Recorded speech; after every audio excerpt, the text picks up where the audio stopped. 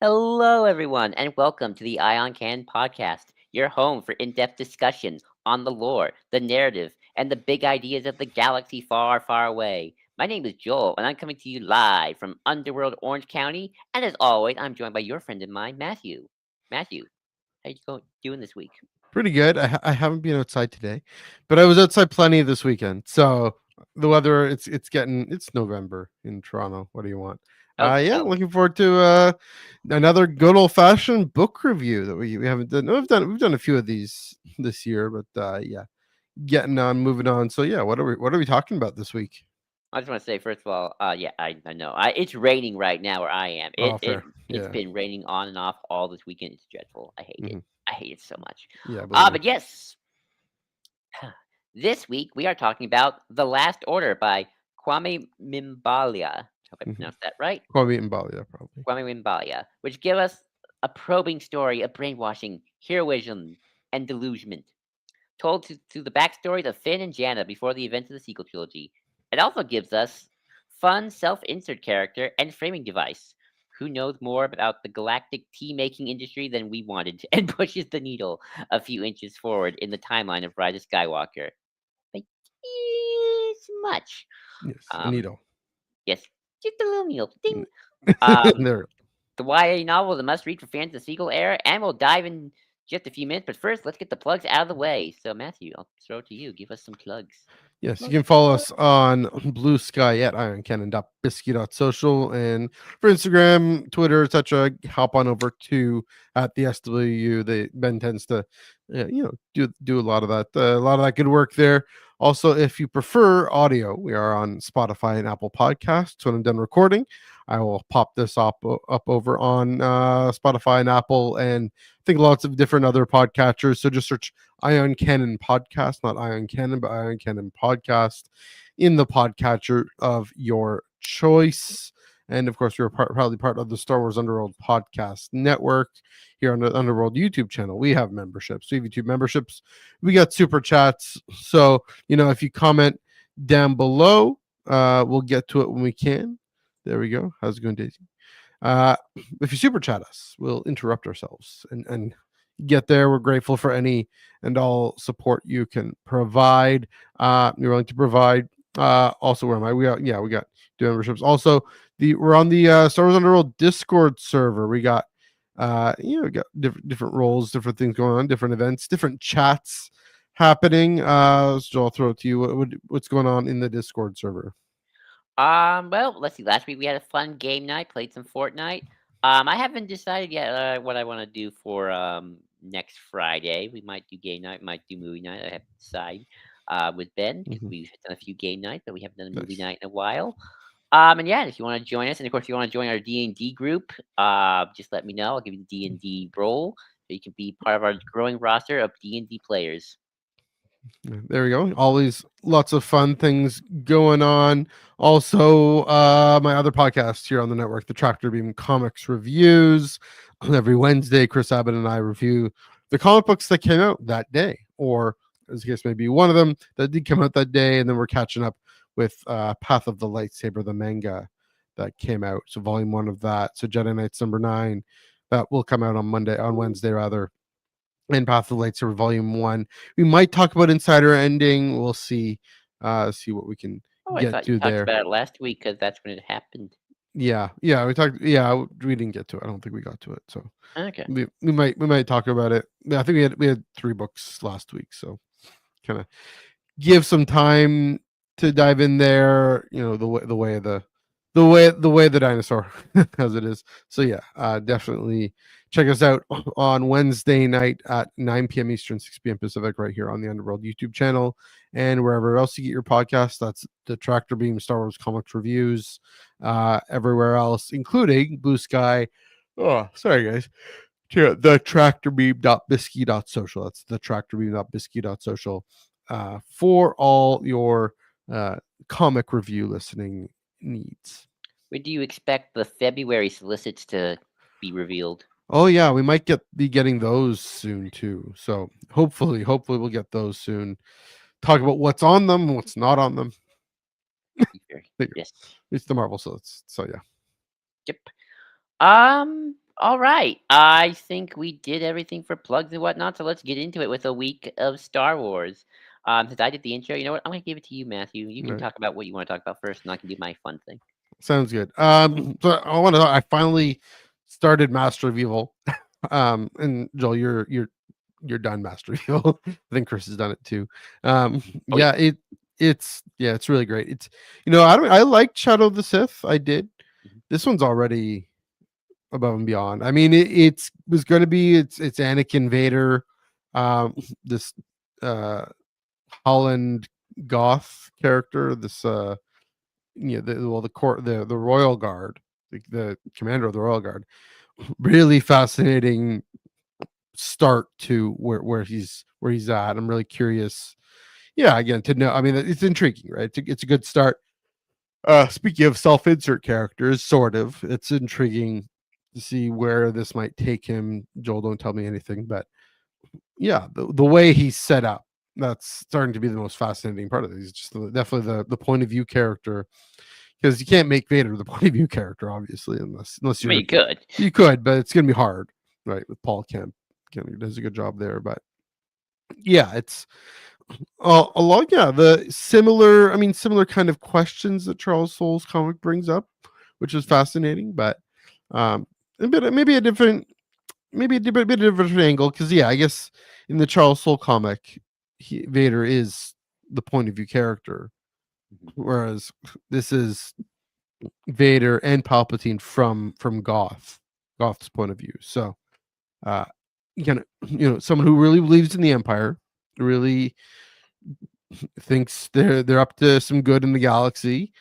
but he's tasked to follow around this mysterious Sith Lord in a mask, who he may or may not have a sense of who that is. So yeah, looking forward to, again, it's my favorite question in Star Wars, right? It's Anakin and Vader, that relationship. So yeah, a worthy contribution so far to that question, that whole kind of section of work and of stories that have been dedicated to that topic. So yeah, if you want to respond to that at all, or No, I'll try to keep it as vague as possible. sure, Yeah, I please. think having it from Goth's perspective was actually the smartest move of the entire book. Hmm. Because I was wondering, it's like, well, I was always wondering, like, when I was reading the book, like, okay, like, another thing I always thought about, like, well, we told this story already. Like, that's Charles Soule's Right. entire run. That's Gillen's entire run. Pack's Yeah, entire run for a whole freaking 4 years. true. Um, when Hmm. we got Vader's perspective, what more can you ask for, really? Hmm. Um, and I think that was the smart move of like, okay, it's gonna be Vader, but from somebody else's perspective. And I think that is like one of Hmm. the better features of the book Yeah, by a large margin. So yeah. for sure, for sure. So yeah, that's enjoy your reading. We'll see Yeah, what you oh, think it's good. when you finish. Yep. Um, my week in Star Wars is just a funny little thing that I've been thinking about because I don't really have much going on. Of always wondered what was the official line of succession in the Galactic Empire. Um, so okay, so this is where my brain went. So obviously, most people in the Empire don't know Palpatine plans to be immortal with his exegol clones and is this essence transfer and Mhm, become God and whatnot. It's outside of like the most diehard Sith acolyte extremist. mhm, I don't even think even Vader knows what's going on half the time. So only a small, teeny tiny few really know the full scope. mhm, So I gotta ask myself, like all the senators who voted for this, and the military officers, and the elite in power of Palpatine's ruling coalition, they gotta ask themselves, okay, this empire is probably gonna last a long time, 1,000 years. mhm, But Palpatine's what? At best in his 60s when he mhm. declares himself emperor, maybe old 70s. I don't know. Yeah. I'm never quite sure about the ages. Yeah. Yeah. Um, Oh. so, and this isn't important to anything. This is just like if I were given like, hey, Joel, write some Star Wars lore about the Empire that we haven't delved Do it. into. Do Do it. it. Yeah. Like what do the senators and the military officers and the rich Mhm. people who are going to be around a lot longer for this empire.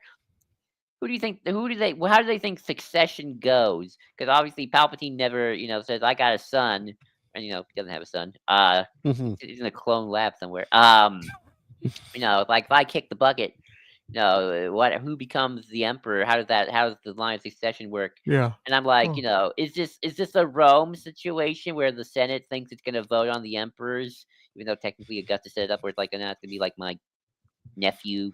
I Mhm. forget who succeeds Augustus after he dies. It's not his son. It's like his. Isn't it It's a good adopt? question. Like it's adopt. Who I know the Not at all name. relevant to Star Wars, but it's a No, good I mean, question. no, this is relevant because I forget about who's this. I forget how Tiberius. I forget how Tiberius is related. No, it's Mm. so it's his stepson technically. Okay. Um, so it's like is it a Rome situation where it's like the Senate will just vote in an emperor Mhm. after Palpatine dies, and maybe like Palpatine can pick like a successor, but then the Senate got to confirm him, kind of a Mhm. situation. Um, I mean, obviously, I'm sure like no one talks about it because they don't want to. But it's like in the back of their Yeah. head, like, what does Tarkin think? Because I think Tarkin's supposed to be younger than Palpatine. Um, I've Mhm. always I think I know it's a little hard to say because Peter Cushing was always older and Ian McDiarmid Mhm. was actually younger when he started playing Palpatine but with makeup on. Right. But I've always wondered like what did Tarkin think of like who succeeds the Emperor? What do all the admirals and generals think of like who succeeds the Emperor? Because I don't think anyone ever thought that if the Emperor died, the Empire was just gonna destroy, Sure. just devolve into civil war and anarchy so quickly. Obviously, I don't think they also thought he was going to die by blowing up in a major military catastrophe and lose all the most prominent leaders. I thought Well, they just think one day he'd just die in his there's bed. that. Yeah. Um, so I that's the question. I've always kind of Hmm. wondered, and when thinking about like Yeah. other autocracies, who succeeds the Mhm. emperor, especially since if this is an emperor with an empire, this is a semi-monarchical uh organization. Most of the time it's like, when Napoleon was emperor, it was like, okay, my son's gonna succeed me and get confirmation by the Senate. I know in Rome it was a little weirder because they always kept changing who would succeed them. Sure. Sometimes it was their kids, sometimes it was like their adopted children who weren't really their children, but they just would pick somebody like, okay, I'm gonna adopt you, you're in. Mhm. um, then obviously you got just full on monarchs of my son or your daughter, whoever. Some countries didn't have primogeniture where it's only the males. Like sometimes it would Yeah. be the females. Russia for a little bit before they banned daughters inheriting anything. That's how you get Elizabeth and Catherine the Great. Well, Catherine's different because she was in a coup. But There's that. I've just kind of, I just that would be one thing I Yeah. would just love to know. Like, just it's that technical thing of like, okay, what do all these senators think is going to happen when Palpatine just Mhm. dies of natural causes, died Yes. peacefully this week? Not of So yeah, unnatural causes, but just natural causes. yeah. So Natural abilities. that's my kind of weird, my Yeah. weird thought, and that's the kind of lore I would add to Star Wars. Sure. I mean, I kind of think Alexander Freed might have been able to sneak in there She did. in Mask of Fear because you figure for Palpatine to be able to sell to the elites of the galaxy, like you mentioned, the senators who vote for the I forget what the actual act is called, but that regime changed. We see the Liberty Dies moment. Mhm. That's a formal vote in the Senate, right? Yeah, To change regimes like that, change which the no, Constitution. change the Constitution. In order to sell that, Mhm. you'd figure he'd have a line of succession in there just to say, yeah, I'm not here to be a tyrant here. I'm here just to ensure order. Um, so yeah, you think that, but of course it's Star Wars, so we don't really need the story. There hasn't been a story that has needed that. Although again, I think Mask of A Fear source would have. book would be nice. A So source book. I think Alexander Free could have if he had the same question if he would have had, um, yeah, I think that kind of thing because I mean definitely goes into Senate politics and whatnot. So that would be the place to put it. But I don't know if there will be a story that needs it. What we do know, we have two things. We have a few things. What we have is canonically, at least, of course, we have Operation Cinder Mhm. and then we have the Shadow Council thing, whatever it's called, of the Shattered Empire. And so, maybe that is kind of more like Rome with if this is what you're saying with Rome, just different rival claimants trying to assert their case.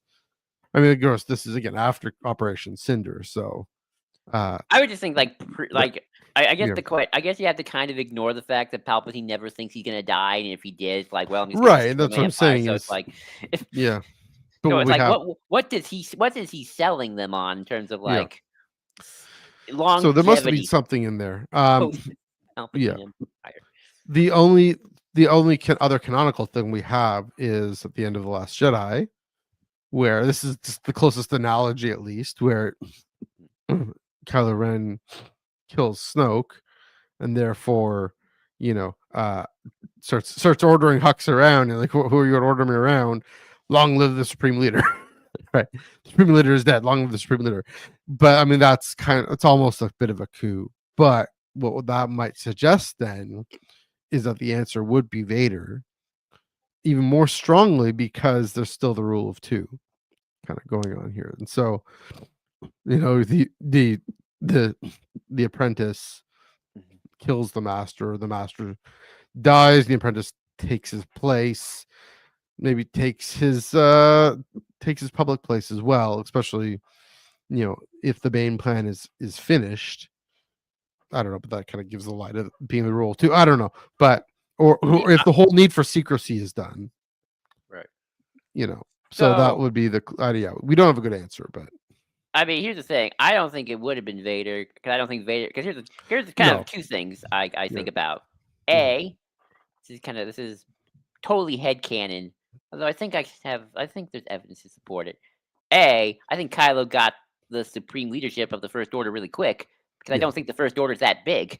I've always sort of seen the First Order as a very Mm. small organization They that, also didn't have a Senate, well, that I too. assume. Oh no, it's Yeah, just a military, yeah, and you just need Hux just to say, okay, he's the new guy in charge, and everyone goes along with it. yeah. Um, Vader had to deal with, the Empire's still a government. You got senators, business No, people, elites, I mean, at that point military. they don't have senators anymore. But Well, it depends on when Palpatine died. Like, did he die true. before the first Death Star? Were the Senate's still intact? Hmm. Um, So the yeah, Moffs, yeah, I got the your mobs. the So, like, regional governors and whatnot. So who do they? There's actually one scene. I remember this from the original 2017 Thrawn novel, mm, where Thrawn says something along the lines of, because he doesn't know Palpatine's gonna and want to be immortal. He just thinks Palpatine's gonna die one day. Where yeah. he says something along the lines of, one reason he wants to get high up in the ranks is when the Emperor dies, he will try to use his influence to appoint a more benign ruler to the Huh, Empire when interesting. the jockeying for power begins. Hmm. Um, he's assuming, of course, that the state won't just collapse when Right. Palpatine dies, which it does. But that's also. So I But think here's the the thing. problem with this whole Mm, hypothetical is we're assuming Palpatine's just a normal politician who's just yeah, gonna one day die, and there's no yeah. Sith Lord Operation Cinder backup plans Rule of Two situation. Hmm. Well, yeah. I mean, Operation Cinder is definitely the wrench in this whole thing. But yeah, I mean, but even then, I mean, well, to say the only reason it collapses is because Palpatine intentionally, with the uh clearing the chessboard, right? Right. What's his face Rex, in the yeah. after? Yeah, Gallus Rex, go clear the chessboard for me, please. Mhm. Otherwise, I mean, maybe Gallus is the answer. you know, um, to say, like, here's the thing: what if Rax somehow was able to take control of the Sentinels and said, you know, uh, yeah, Operation Cinder was the plan, but forget that. I want to take charge. you know, and of course that depends on Sloane not killing him on Jakku, but that's yeah, also neither here nor there. So, um, yeah, it's a great question. Yeah. Be What nice. Yeah. did people think? What did people think a post Palpatine Hmm. Empire would look like? And Yeah. There we that. go. I mean, well, again, here's a fun thing is to say if we were going to do headcanon, maybe we don't have time to do it now, but if we were going to make a headcanon of it, what would make sense given certain time parts of the timeline, especially right after Order 66 and the Rise of the Empire? What makes sense? Does Masamita make sense? Oh, I actually got some Probably not. quick headcans I can do. Okay, go Okay, ahead. so post first Death Star destruction, Hmm. more or less, you're gonna get what you get in Return of the Jedi. The Yeah. Empire's kind of so screwed. Palpatine really is the only thing holding it together. Pre the destruction of the first Death Star, Hmm. and we have to assume Palpatine just dies on his own. There's no big battle. There's just keel over. Yeah. My guess, they that a bunch of elites like Tarkin, Thrawn form alliances together. Maybe they get Vader involved. Like maybe Vader teams up with those two because he likes them the most. Yeah. They either appoint themselves or they find a puppet candidate among someone to be the figurehead while they're the real power. They get the Senate to approve it. The figurehead just becomes the emperor. And, the real power behind the throne is Vader, Tarkin, and maybe a Thrawn type if Thrawn's still around. So, in other words, Jar Jar Binks is clearly the answer. Oh, yeah, of course. He's Emperor Jar Jar. That's how you're gonna work. There it Exactly. is. I mean, maybe they'll get a Maida to be that. No, I could probably get a human, but yeah, Well, make. Oh, yeah, that's true. Well, you never know. Be like, look at us. We're not racist. exactly. But actually, one more thing because Yeah. is that it'd be funny if that was the actual headcanon. Because Yeah. that would actually line up with, funny enough, what Lucas's original ideas for the Emperor was, where he was just this Hmm. politician figurehead who just didn't know what was going on half the time and just kind of let Right. the generals and Moff run rampant. So that'd be kind of funny. Interesting how it's the exact, almost more or less the exact opposite. Palpatine does know everything that's going on. He just doesn't care. Exactly, pretty much. Yeah, there we go. Fun times. Great question. Definitely something I kind of, just the nerd in me, the politics nerd in us wants a story about that. But yeah, again, the opportunity for it came and went with Mask of Fear, but that's okay. That book is perfect as it is, so I'm not complaining. But yeah, which I rarely say, right? But anyway, Just imagine this Palpatine is like, oh shit, heart attack. whoops. Well, that's kind of with. He did not expect Anakin to return and chuck him over the thing. Exactly. It's even more humiliating. Yeah, clearly didn't expect that. Fun times. All right, time to jump ahead a few decades. Because we got a good old fashioned book review, like I mentioned. We got Kwame Mbalia's The Last Order. I'm gonna Which keep calling it happens that too. after the Final Order is The Last Order. Order. Yes, and is there a description that doesn't give things away? I'll read the description because I feel like it. Yeah. Kind of the jacket kind of teaser thing, which I don't think I actually read, but because I don't want to tease it for myself. But anyway, the Resistance has defeated the First Order, but remnants of the brutal regime remain. When a shuttle full of child prisoners is rescued by Resistance operatives, I feel like I'm tractor beam right now. When a shuttle full of child prisoners is rescued by Resistance operatives, Finn and Jannah, both of whom were kidnapped and indoctrinated by the First Order at a young age, discover that their former superior major goal appears to still be taking children for his own purposes. Determined to stop him from destroying any other lives, the Resistance heroes set off on his trail. But their pursuit stirs up haunted memories of their time as First Order stormtroopers. For Finn, of a doomed mission under a major goal, and for Jannah, of the events that culminated in her defection on Ansett Island. To set things right, they will have to confront not just the evil forces of the present, but the troubled ghosts of the past. Four dots, four dots, four dots, four dots. There we go. That's the Last Order. That is an interesting way. I'll get into this in a little bit. Get into what's interesting about that description in a little bit. But first of all, Joel, Trinity, what are your thoughts on this book overall? Yeah, I thought this was pretty good. I thought it was fun. I think if you go in expecting like a lot of depth of the post Rise of Skywalker era, you ain't gonna get Mhm. it. Maybe I did Yeah. a little bit because kind of skimming the book, like going back to the present as we get flashbacks. Mhm. But I enjoyed seeing a lot more of the in-depth look of life as a stormtrooper. Mhm. of the First Order, and was also pleasantly surprised, and we'll probably get into this a little bit later, of its use of a lot of the sequel era expanded universe material that has been Mm, set up with Phasma and the yeah, Galaxy's Edge book, both by the Delilah S. Cardinal, Dawson, and yeah. with Phasma and Cardinal, and also some other things that were set up from other books and comics at the time about the First Order and how that Mhm, all works out. mm, It's a very good look at Finn and Jannah. I get a little lost because we don't use their names, Finn and Jannah, and I kind right. of forgot who was who for a second Interesting. sometimes. So like everyone's got a number. It's like Mhm. very confusing to read sometimes.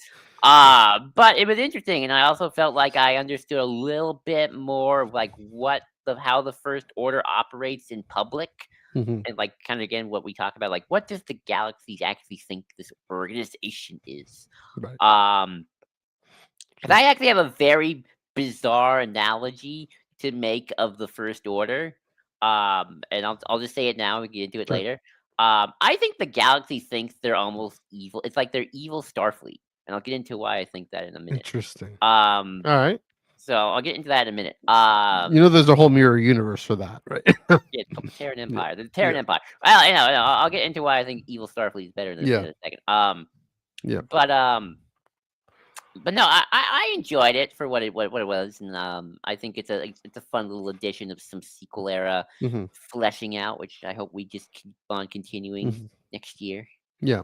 Yeah, I agree. Definitely, it added a lot to Finn and Jenna's character. I mean, it really did, and it really um, gave us, yeah. I mean, well, especially to Jenna, which we don't get much character in Rise of Skywalker, but it gave her, I think, a lot more depth, a lot more flavor. What kind of person she is, what kind of leader she is. Um, yeah, even before this whole thing that happens on Ansett Island, which, by the way, was it? It was in the Rise of Skywalker comic adaptation. I don't know if it was in the novelization too. Just the met, Probably, I would. or is it even in the film? Does she mention Ansett Island in the film? I don't know, but She mentions she mentions her squad just all deciding to just because they yeah, meet the squad on not and Kefir, Kefir, yeah, and then she's with Finn, and they talk about, hey, we were both stormtroopers, and then she yeah, was like, I had this feeling of like what I was doing was wrong, and then we all did, and we just I forget if yeah. they actually say what actually happens, but No, they they don't. know that oh, in the film, but I think they Yeah, just say like we just decided to leave. We hmm, went. We I don't know if they say like they turned on their commanders or something, but it's like we yeah. just decided to go. We just knew this was wrong, Hmm. So and no, go yeah, ahead. no, that's what I remember. I don't Oh remember yeah. if they mentioned specifically the book, but definitely that's what the So movie yeah, was. so Kwame Mbalia really taking that little thread and just running with it, and yeah, that was really well done. I mean, here's what was kind of interesting about this description. The book is marketed as this next chapter after Rise of Skywalker, this next thing in the timeline. It didn't turn out that way. If you're looking for the next kind of major foray, Starfighter 2027. yeah, exactly. Like really for the next major foray, you're not going to get it in a YA novel.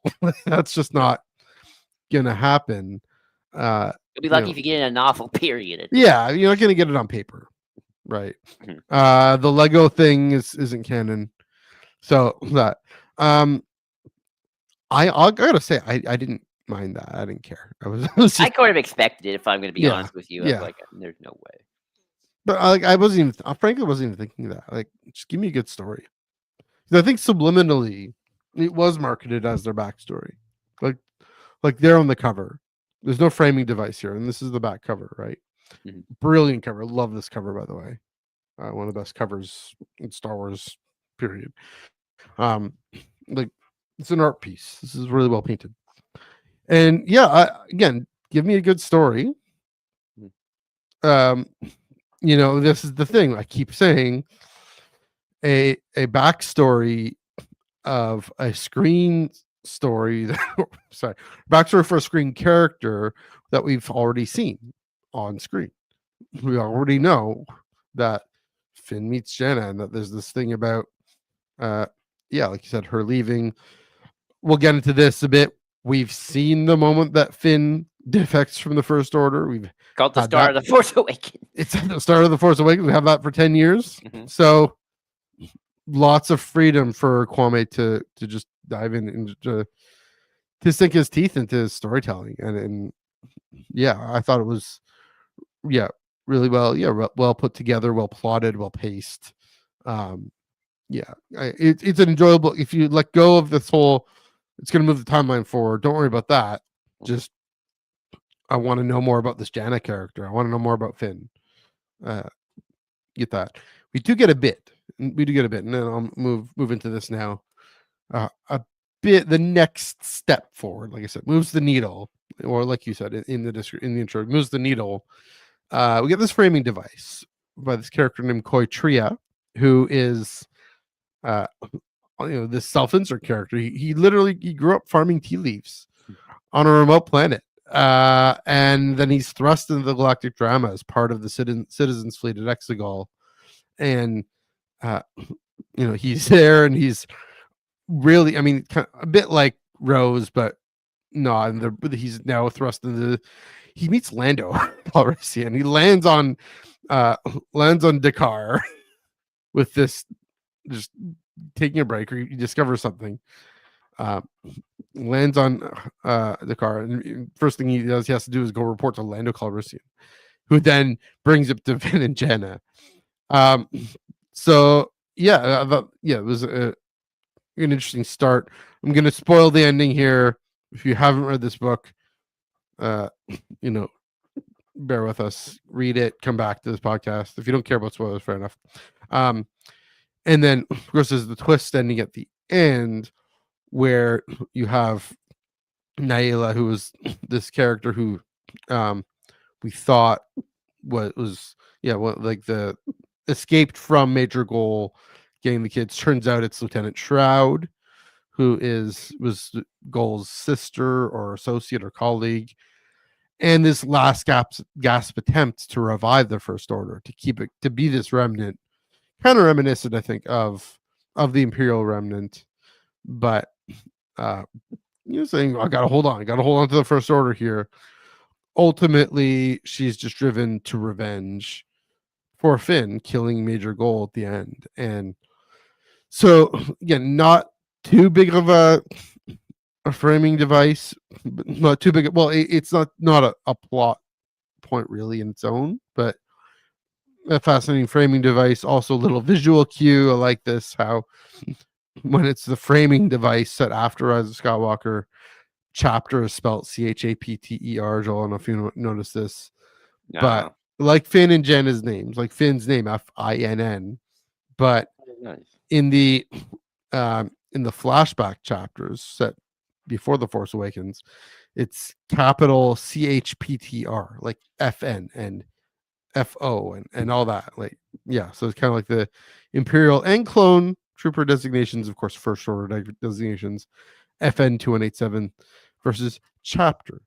This is where we are, because he's Finn and Jannah and Koi and all that. So that's the framing device. Joel, I'll throw it to you. What do you think of? Again, we talked about how you weren't disappointed by it not moving the needle forward, but for what we did get, and with this character, I mean Koi, and this self-insert character, what did you think of that and the ending, twist ending? I'm gonna be honest. A lot of the present stuff I kind of forget. I felt like it's not like Yeah. I didn't like. I knew I wasn't gonna get like lore about the present, and I that wasn't the problem. Yeah. I just felt like I just didn't feel like there was either a good enough balance between the present and the past, or enough distinction for me to kind of remember, like, oh yeah, this is the present, this is the past. Outside of like, oh, here's Finn's name. I just feel like the pace that was just, and that's more of a pacing issue. I just felt like, oh, I kind of forget who these characters are in the present day, because we're spending so much time in the past, that I almost kind of, I almost forget the present day story even a little bit, and I just felt like I got lost. So I kind of don't really have much of an opinion, because I just feel like outside of, I just kind of forgot what was going on with the present day. Yeah. So I mean, it underlines that the main setting of this book is before Force Awakens. The main characters are Right. not Finn and Jannah, but I think FN 287, and I wrote her down, TZ 1719. Right. Um, of course, FN 2187 was easy to remember because we hear Phasma say it in Force Awakens. So, Right. and it's like the not cell block 287 that Leia's in. Is that what that is? So That yeah, might. um, yeah. Again, I didn't mind it. I thought it was at least effective in tying the book together, because otherwise, here's what my experience with, maybe this is kind of going back to the overall thoughts and feels. My experience while reading this is, okay, so you have Finn's story and Jannah's story, and they're not really well connected. I don't think they're even happening at the same time, is my impression. They're just at different paces, different times in the galaxy. Maybe they are, but Oh, I uh got the sense they were, but that was just me. they could have been, but like I didn't get a sense that they really had much to do with each other, which it didn't need to. And so, because you have this at the end, we know they meet up on Kefir, we know they're there on Dakar, and on this other planet, and trying to, yeah, sort out what this ship with these kids are doing. Oh, sorry guys. I thought it was just enough. Here's what I'll say. You're right. It wasn't very substantial. I wonder. I think if it was more substantial, first of all, story group would have had some paper shredder, not paper shredders, some marker going through that you can't go there, can't go there. But also, it might have overwhelmed the fact that this is really a Finn and Jannah story, uh, by and large. And also, that I think does that focus on Finn and Jannah. Maybe the last point we can say about this overall is, um, we know this. It's easier for readers to get connected to a book that's about. By this At this point, I mean, Finn's definitely a legacy character, if you can call him that. Jannah, not so much, but we already know her. We already have some fond connection to her from what she does in Rise of Skywalker. Mhm. So yeah, Coy is hard to actually connect with as a character, I found. Just because he's, Yeah, so good. it's yeah. I mean, I would agree with that, and Mhm. I'm not. I don't know what you would have done. Maybe just open it up with Finn's perspective, and then like just have it be just the two of them talking like a story or something. Mhm. I don't know.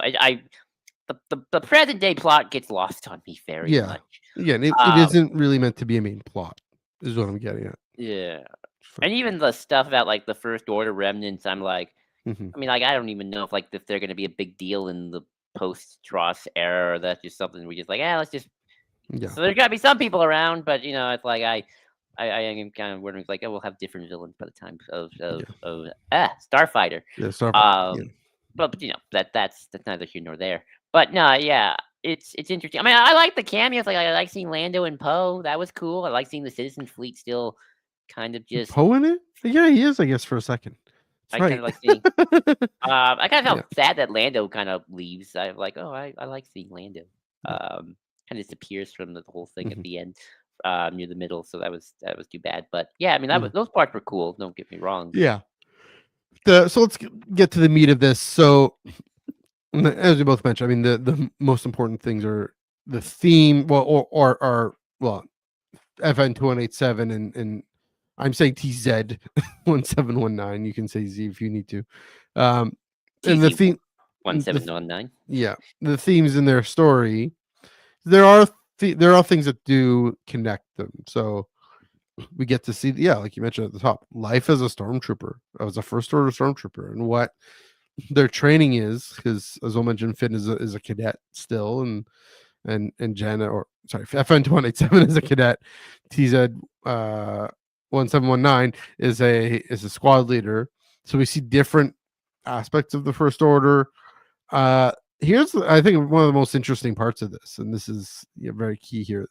Brainwashed. They're both brainwashed for most of their life through Mhm, these audio mantras that are written and read by Major Gall. So that's part of where he is in this story, in this, mhm. uh, yeah, in their lives.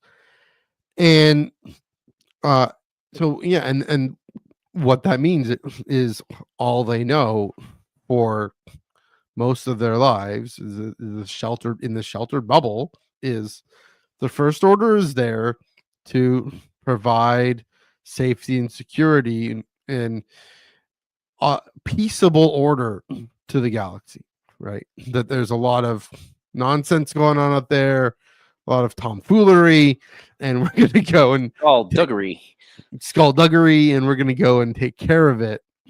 And it's only, and this is the story overall is for both of them. It's only when they see what the First Order really is, and they can see that when they go on these real missions and encounter real circumstances, and it has to be twice, and we'll get into that.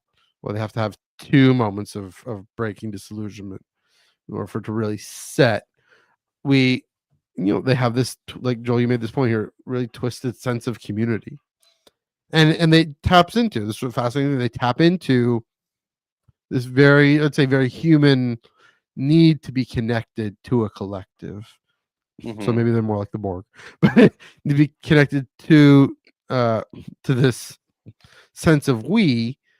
But they do it. One of the biggest mantras, and I'm gonna quote. Could you find that? Well, maybe because I remember there's this great speech of like the I is dead, the you is. I'm about to read it. Obliterated. I forget. I'm about to read it. I'm about to read it.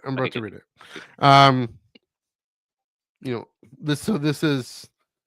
Yeah. So yeah, what they do. Yeah, the I is obliterated. That's how they do it.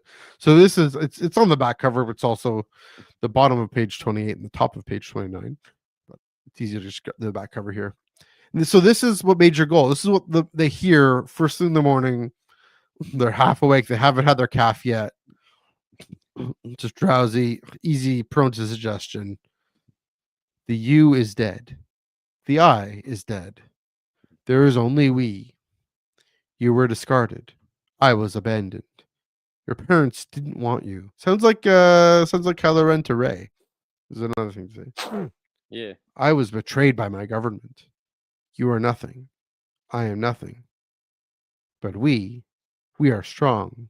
We are united. We are one. We are the First Order. So it similar to the way Kylo Ren tries to tear Rey down in order to lift her up, that kind of gaslighting. This is all they know, that they've been saved from that skullduggery, tomfoolery, individualism. There's a theme there. By this strong sense of collective, and they find purpose. They're given purpose in the summons to sacrifice themselves for the sake of the whole, for the sake of galactic peace and order. And this is the way of putting it, very twisted, very when that, especially when that galactic peace and order doesn't go the way you think and isn't actually all that benevolent. And so this was really, both these stories were really shown really well. And we'll get into the details of that, but that's if there's a lore dump through story in this, that's really the biggest lore dump, if you will. I would argue just a little bit, and this isn't really. I don't somewhat disagree. I wouldn't say it's a lore dump so much. Well, maybe it's a little bit, but it's good reconfirmation. I consider it inside look. Yeah, more of a reconfirmation because we've been getting hints about this since Force Awakens. I mean, even Force Awakens, like you gotta rewatch Force Awakens after a lot of these stories, man. So I feel like you're gonna have because now we have all these new context clues and stuff like that. In theaters next month, hopefully. I would hope so, but if not, just watch it on DVD or Disney Plus or whatever. Like Hux and Kylo are talking, like something about like Snoke should have used clone army. It's like Hux, it's like my troops have been trained, programmed from birth. It's like they even had like a file of little baby Finn. It's like here's his DNA, and we have all his data since he was a little boy. Very creepy. And it's like, this is Hux talking about how, I programmed all these children and troopers since birth. Well, his father did. Well, his father did, and he kind of took it to the next level. That's what I've always interpreted it as. Yeah, But yeah, like him and Daddy Hux. I love calling him Daddy Hux. Brendel. Been have had this whole thing since since Huck was training at the academy in Star Wars Yeah, in that Star Wars Rebels book, which we should probably read just to see it. And it's like yeah. now Huck Senior got to really implement the whole shebang, and then Huck Junior took it to the next level. Hmm. So like it's kind of cool to see more something we've already known for a while, but Yeah, just more the mechanics of it and like the more in depth look of how it works. yeah. That's a more in depth look. Maybe is what Hmm. I mean. Yeah. But also through story, through Hmm. the impact on these characters and what it means to their sense of self, to their sense of future, but also to why they end up ultimately turn on the First Order and join the Resistance. So, uh, yeah, we'll get into details in a bit, but what do you think of these themes, and just even the inside look of the First Order? Yeah, can I do the First Order is evil Yeah, Starfleet thing? do it. Okay. So the First Order is what I call it evil Starfleet because the First Order is obviously the cult, but it's also a paramilitary organization. Right. There is no government. It's just a military fleet. Hmm. But the way they present themselves to the galaxy, I feel like is almost like a Starfleet. Obviously, it's evil Starfleet, where it's Hmm. like we're just an organization. We if you call us if you need help, we'll give you supplies and security. We'll Hmm. give you order. Aha. 'Cause that's kind of like what Starfleet does a lot. And like, hey, maybe Yeah. your plan can join us. We're like, like Starfleet. Hey, can want to join Starfleet? I mean, I guess it's Federation. Right? Where the planet's like, hey, you want to join us? Hmm. So you'll have a Starfleet under your complete protection. You'll get to develop and stuff, and obviously in Yeah. Star Trek land because it's the Utopia good guys, so that's obviously a good thing. But Hmm. obviously, here it's like maybe there's a local government plan where the New Republic's not doing stuff or whatever. Hmm. Got this First Order organization. It's like, hey, does your regime need help? You want order or supply? We got stuff. Hmm. Um, Give us a call, Senator, Governor, President, whatever. We'll send the First Order sheep here, have the stormtroopers, give you some order, and it'll be all cool. No, it's not. Right. So that's why I feel like to the wider galaxy, the First Order is like this kind of paramilitary gun for hire organization ruled by this weird warlord guy named Snoke, who's got a very imperial fetish. Who I don't, because I don't think, because Yeah. I always get the sense that they don't realize like how connected to the empire these guys are. I just think they think Snoke just has a really like this guy just likes imperial Yeah. stuff. I guess. Likes the aesthetic. Yeah. Yeah. Yeah, who wouldn't? It's pure evil. Yeah. But that's sort of the Mm. First Order is evil Starfleet. It's like, hey, we're exploring strange, unknown regions, worlds, bringing order to new life and new civilizations Yeah. to boldly empire where no empire has gone before. First Nice. Order. Da, da, da. But There we yeah, go. that is Yeah. that's kind of the vibe I get from the First Order. Now, obviously, we find out, oh no, it's all a lie. Yeah. You are as bad as the Empire. Maybe you're worse in some ways. Mhm.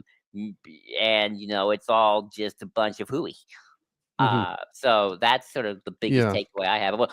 I'd love to hear your thoughts on my I evil can see Starfleet theory. the parallel in the Not one if to it's one. It's not one to one. no, but it's like the James Kirk cowboy diplomacy Yeah.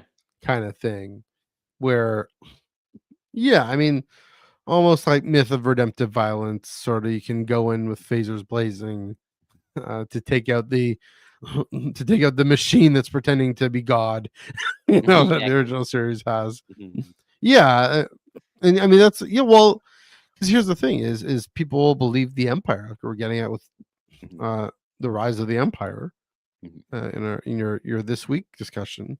People believed that it was a good idea, right? I mean, and I was getting it. Holland Goth believes it was a good idea, Mhm. and just to be more organized. The thing was Anakin saying, you know, people don't fully know what they want, so let's give them what's good for them, which is discipline and order and a sense of common life, and let's do it through the barrel of a blaster. They're not gonna behave. They're not gonna fall in line. We're helping them. We're giving them what's good for them, And yeah, it's what I mean, and we'll see that where that of course falls apart Mhm, is with Major Goal and Captain Shikra. Is that his name? Yeah, Captain Shikra.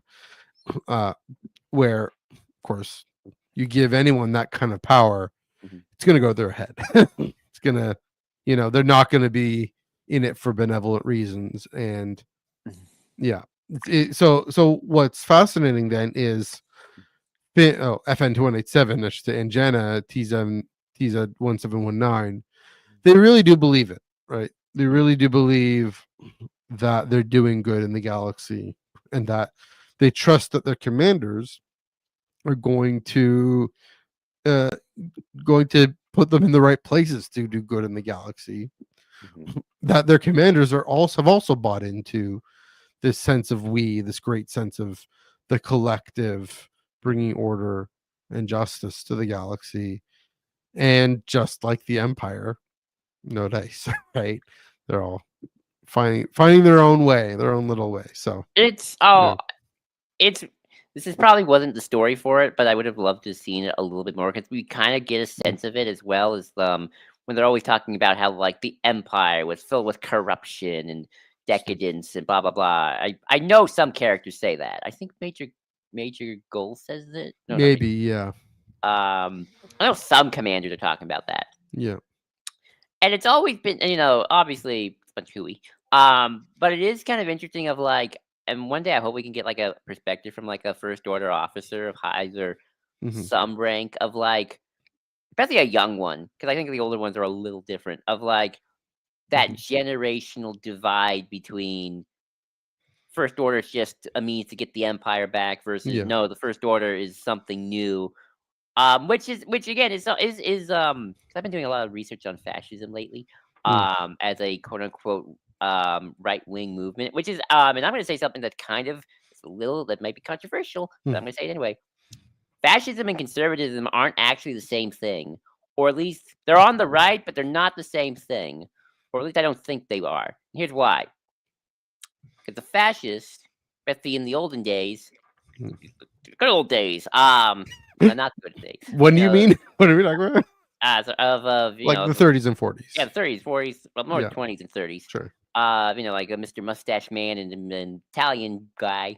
Hmm. Um, while they did work with conservative forces and right wing forces, um, they at least they said consider themselves, and then obviously they kind of sold out a little bit.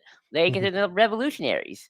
Yeah. Mussolini worked with the king because it benefited him, but he did not care for the monarchy and Hmm. always and sometimes would say like, "Hey, one day I'm gonna get rid of you, monarch." I mean, obviously the monarch got rid of him first because he screwed up. And the no Germans, the bad Germans, um, they didn't Hmm. want. They wanted obviously to restore Germany to this great Reich and blah blah blah, Hmm. but they weren't like we are going to restore the House of Hohenzollern and the Kaiser, right? Like no, Yeah. they hated the Kaiser. They thought the Kaiser was a wimp and who lost them the war. They Right. did not care about the old aristocratic Mm. um elite of the Kaiser and those monarchical princes. Although some of them did join the party because they believed in Hitler or but they didn't. They Hmm. weren't like we're going to restore your family to power. Like Right. no. We're going to create. We're going to use the old, but we're also going to create something new because they were also like new technology. We're Hmm. modernizing Europe. In fact, fashion was also a modernizing, at least in Yeah. Europe, a modernizing of or a project. And that's you compare that to say like Franco Spain, who's like, no, I'm just about the. I mean, I got some fascists in my coalition, Hmm. but I'm all about the Pope and the Catholics, Yeah. and all that good stuff. And I'm going to restore the king. I mean, he did Hmm. that eventually, but it took a while. But it's like the OGs are like the king, the monarchs. I mean, we'll work with them to get Hmm. power, but we also hate them. We hate their guts. But Right. we're gonna sell. So it's one of those weird things where it's like they'll sell out their principles when it's convenient, but they also hate their guts. Hmm. So um, to kind of get into the first order empire thing of like of you have the old generation, Huck Senior's, you know, pride to some extent. I call it the Palpatine generation, and right involved the Galactic Empire goes into this Mhm. of we have this old generation who are like we're the First Order is just the Empire reorganized to take over. We'll edge off our mistakes, of course, but Yeah. we want the old Empire back. We want to restore the old Empire. We really want to restore the old Empire. When we find out, hey, Palpatine's alive. Oh, yeah, we're all gonna side with him. Well, yeah, it's Um, pride, right? yeah, that's Pride and his group. Whereas like the Mhm. youngins, Yeah. in Hux and to some and Kylo, I guess to some extent as well, and Phasma, Yeah. they're like, well, Phasma's a little more of her own independent thing. But Hux and kind of that Mhm. generation are like, no, we think the First Order is a new these young and First Order officers like they don't care about Palpatine. Their heroes are Kylo Ren and Snoke. Like Mhm. in Phasma, like these are the new icons to look up, and maybe Cardinal Sure. back in the old days before he defected. Like, yeah, these are the new icons to look up to. Like the old Empire was decadent and corrupt. We're better. We have community. We Yeah. truly Sure. believe in the mission. We're not just here for power. We're here for order. Sure. Where like in the Empire, like just like the Empire just it feeds my coffers. Yeah, if I don't care about whether or not, as long as those credits keep it rolling in. Whereas like the First Order, Mm. believes, like, no, we don't have any of those people. We're pure and Yeah. the most radical, and to some extent they were. Um, but it's that generational divide, which I know that's not this story, so I'm not saying that's a problem with the book. But I Mm. would love to see a Yeah. little bit more of that one day with another First Order centric story of like that generational divide between Empire and First Order, Mhm. and kind of like the young generation thinking the old generation's too soft, and we don't want that. I mean, maybe there's a tie-in to this story in that the Empire seemed to be able to attract more true believers. Um, What do you mean the yeah. First Order? I feel like the First Order has more true believers in the Empire. Well, Fun for yes, them. they have fanatics. True, the Empire is more opportunists. Although, I guess here's where I get what you're saying in that. And also, the Empire's bigger, so Yeah, that's true. That because here's the thing we don't think of in terms of fascism, but fascism is like capitalism. It's progress for its own sake. It's progress for the sake of let's accrue as much power as we can for this one group. Mhm, Like capitalism, it's accrue as much money as we can mhm. for those who can. Right. It's very much part of the liberal tradition, if I can use that word. Conservatism at its best, the thing it's trying to conserve, liberal tradition as in I ought to be free to do what I want as much as I can. Have as much accrue as much Got to make autonomy for myself. money. Yeah. Well, I Accrue mean, as they much call autonomy for fascism myself. liberalism in crisis. Some people do. It can be, and because that's the thing is this contrast with conservatism, you know, yeah, I don't think this was necessarily, German conservatism in the Weimar Republic, but there might have been some folks like this, right? I know, uh, definitely in England and in the 19th century and here in uh, the the the colony of Upper Canada, there was this whole movement. Conservatism at its best, what they're trying to conserve are human values and human connections in the face of technological change that could cause a lot of individualization and itemization.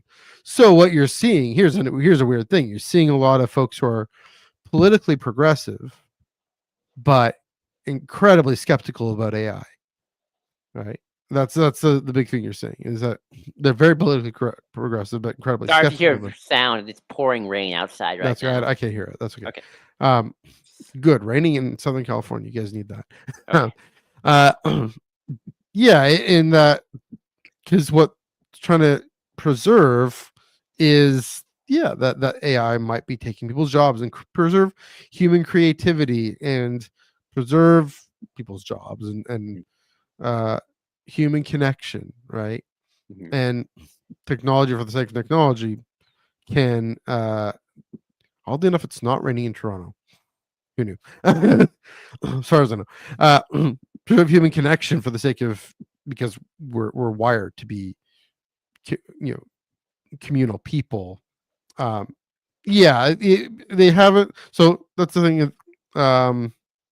What did I say? They yes, time travel across the world. There you go. I've been distracted by those comments. Yeah, but it's a fascinating thing to bring it back to the story. Then Mhm, you know, maybe mhm, maybe it's kind of flipping it on its head a little bit in that mhm, the First Order is saying the Empire. mhm. I mean, they did have a lot of, oddly enough, they have a lot of corruption, a lot of opulence. That's of course what the Empire was saying about the Republic. Of uh, course. you know, um, but the First Order, yes, maybe this is what you're getting at is they have all these corrupt opportunists. We have a genuine community. We're trying to pull people together. It's of course when you give that kind of power to folks who then have the opportunity, Mhm. like Major Goal, like Captain Shikra, that get end up taking advantage. So let's I got a few more. I wanted to kinda go a okay, bit go for it. more into, the community thing again, Yeah, okay. It's 'cause a good that's theme to dig into. Keep going. Yeah. because, well, a couple of things. Hmm. I mean, obviously, the biggest problem with the First Order is they are a cult, and Well, yeah. they're a cult. I mean, that they're not a democracy, right? Like, people always accuse the Jedi of being a cult. I always go like, "What about Qui-Gon?" Like, in Yeah. a cult, Qui-Gon would be shot, Yeah. just shot, literally. Qui-Gon is always freaking debating the council, Hmm. and they just let him all the time. That's not a, like that cult behavior. Or that just Hmm. disagreements among maybe 2 academic people. That's Yeah. Qui-Gon's like trying to like more of an academic, like trying to get his academic buddy to be like, guys, maybe get out of your butts off the books and go outside, touch some Hmm. grass. And then Mace Windu's like, okay, right. Um, Yeah. so the minute you question the group, um, Hmm. you know, when first order you question the group, you get shot. You get right. Hmm. So obviously there's that problem, which is again the twisted community. Hmm. The rebels and the Jedi and Hmm. all that, they're a community, but Yeah. community allowed to have disagreements. They're devolving a power. Obviously, there is no supreme leader. Right. In either the Republic, the Alliance, or the Jedi, there's the Jedi Council. So power is devolved Hmm. in the council, a group of people who maybe if they agree more than they disagree, like they're still debating with each other. Um, in the Rebel Alliance, there's also council. You kind of I guess you got to get approval to do attacks. We saw in Rogue Yeah. One. True. Where in First Order, it's the supreme leader. Snoke makes the decisions. Obviously, I don't know if Snoke makes every decision every day. I think he probably delegates a little bit just to like, okay, like Hmm. here's the big picture, and then Huck, you deal with it. Yeah. That's kind Like of how Palpatine. Yeah. yeah, like Palpatine. Like, okay, I want Death Star figured out. Right. Figure out Tarkin, and Tarkin's like figure out Krennic. Krennic like figure out Galen, and then okay. Yeah. Just the chain of command to figure it out, or else we're all dead. Or Dedra. Dedra, right? Hmm. It is interesting that, but also I also think it's interesting again. This book also kind of proves what I think my point of the First Order is still a small organization Mm. because I think the Empire was and this is sort of a political theory I kind of somewhat have Mm. of, and I hope I'm right to some extent. You can't do true totalitarianism in big countries and have 100% control. And before Mm. anyone goes like, "What about the Soviet Union and Russia?" That was complicated, and even then, it's like, well, maybe in the cities, yes, but then Mm. Russia's a big freaking place with lots of villages, so they couldn't control everywhere at once. Mm. And China's weird, and China's even more devolved than we actually think that they're complicated countries. Mhm. Um, so like the bigger you For sure. are, the harder it's always going to be to have like complete, total, that sort of brainwash control Mm. without just generations of it happening. And it's going to be slow and painful process. Even then, I don't even know if you can do it truly. Um, Kind of why I always feel like all the world totalitarian fiction states are always so like, I don't actually know if this could actually truly happen. If the world's just so but big and diverse, it's hard to control.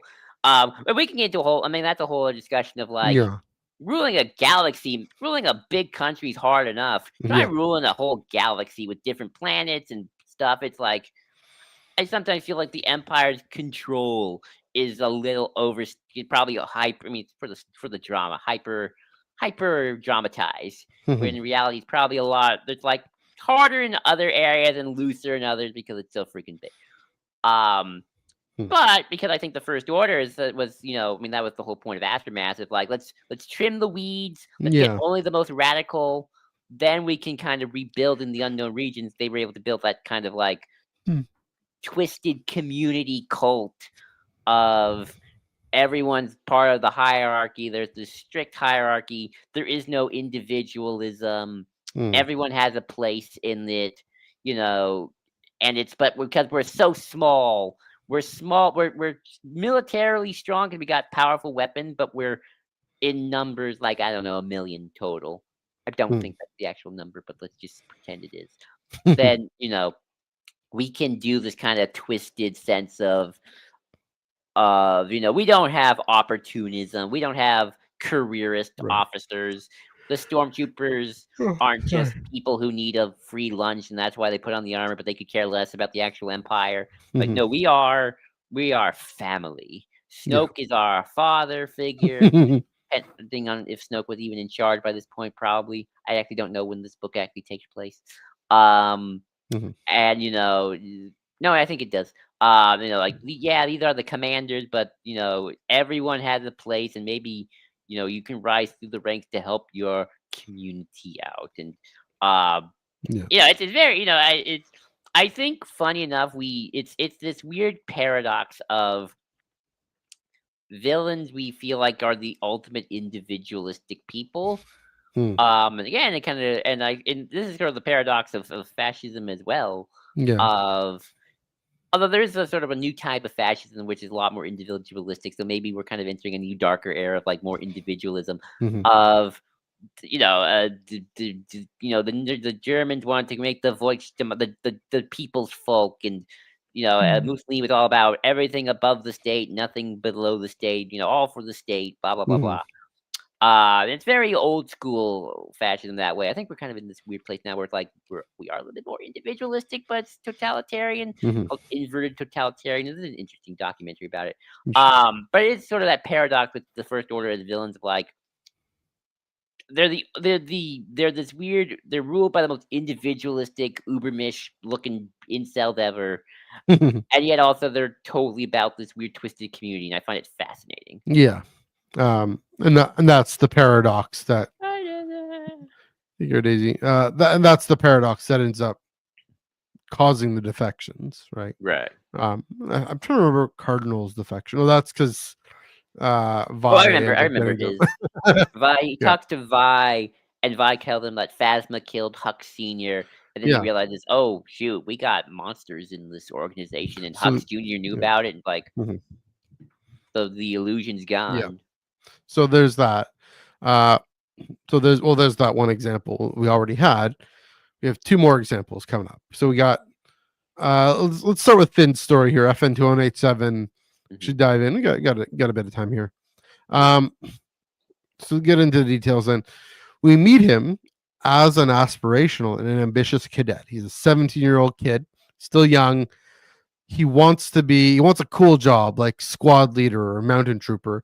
And we see in training, we see that that's realistic, right? He's actually at the top, creme de the creme. And of course, we know that from in the resistance, he's able to handle himself pretty well. He has this fascinating banter with FN 7155 55s, even has this nickname. Starts off this banter rivalry, Hmm. but then they go through these experiences, end up discovering these crates that were stolen or something. Um, or this deal, apparently this deal between Goal and the Senate, this senator. Uh, they don't quite go into too many details about that, but end up this sort of this weird individual jockeying, and yet end up in this partnership.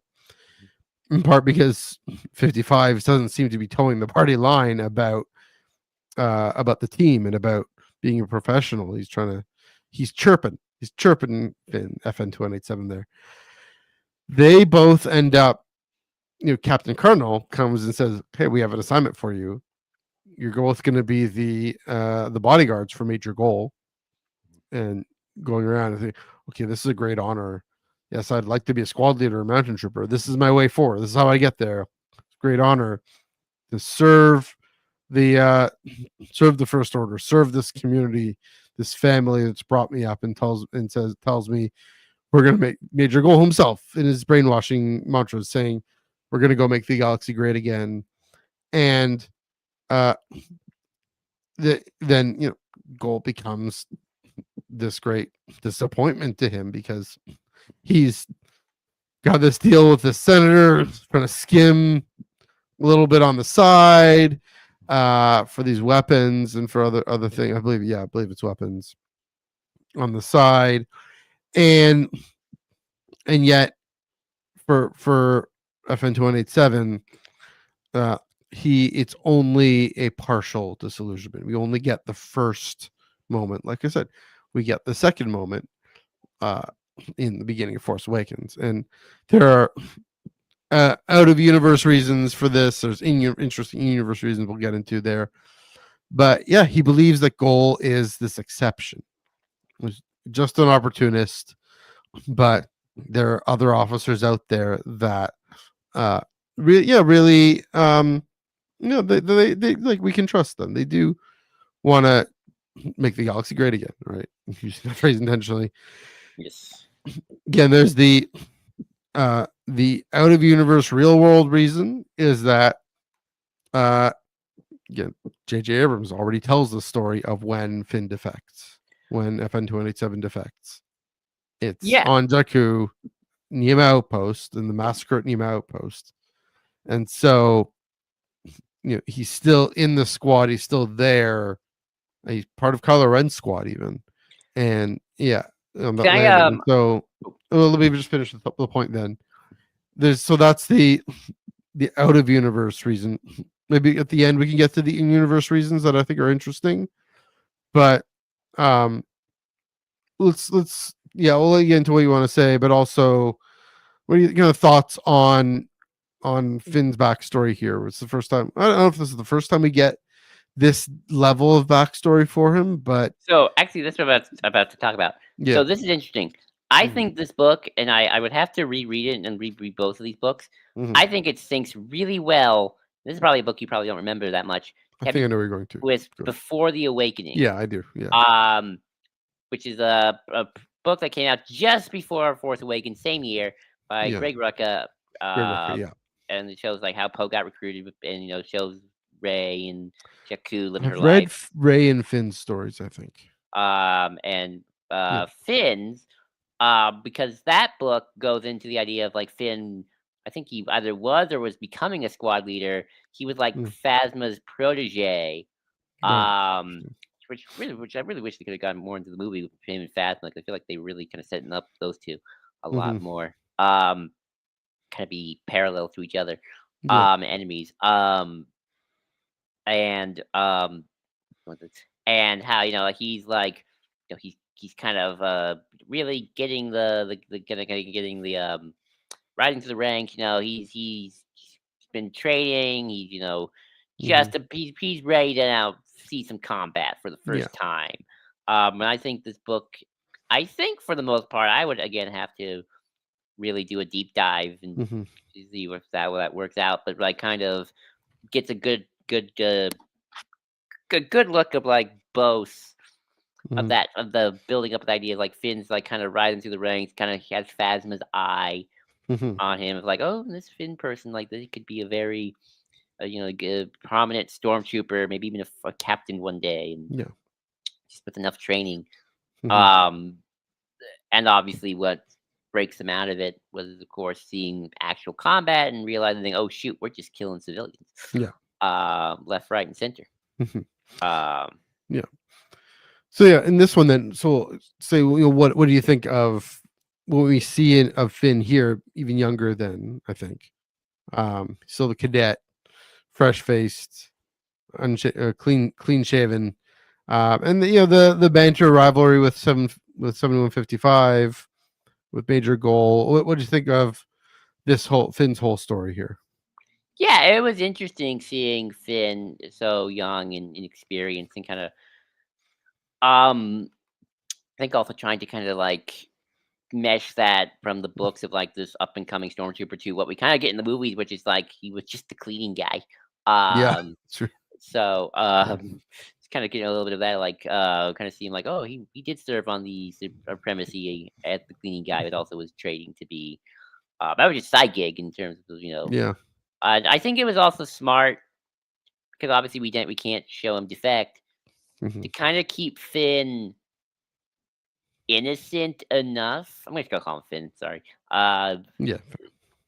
Of not seeing too much of the First Order's real horrible nastiness Hmm. in terms of just massacring the civilian village and kind of 'cause I think that's how you would do it. Where it's like, okay, you Yeah. can't have Finn massacre anybody so early because otherwise, why didn't you do it the first time? Yeah. So maybe just show like, okay, one bad seed in the First Order was goal. Oh, we're gonna call him Goth now. Yeah. 'Cause darn Geo. Yeah. goal. But maybe it's like, okay, well, maybe he wasn't that great, but Hmm. does that make the whole shebang, you know, terrible as well? No, the answer is yes. But he doesn't think that just yet. Right. So he's partially there, and maybe he's like, well, maybe that was handled and I'll be okay. Hmm. Kind of keep rising through the Yeah. ranks till he sees what's all really going on.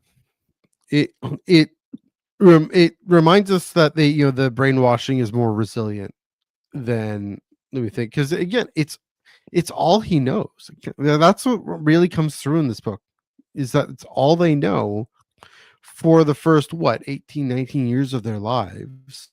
Right. That's the world that's being given and painted for them.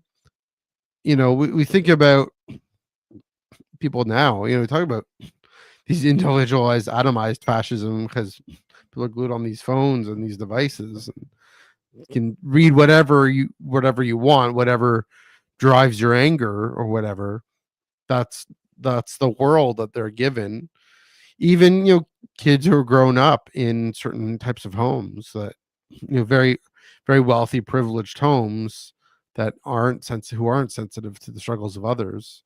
Mhm. That's the world they're given, and I'm not saying it's right, but I'm saying it takes more than just vilifying and more than just one, like you said, one bad egg. You need to see the whole dominoes fall. Right. And yeah, like you said, Finn isn't there.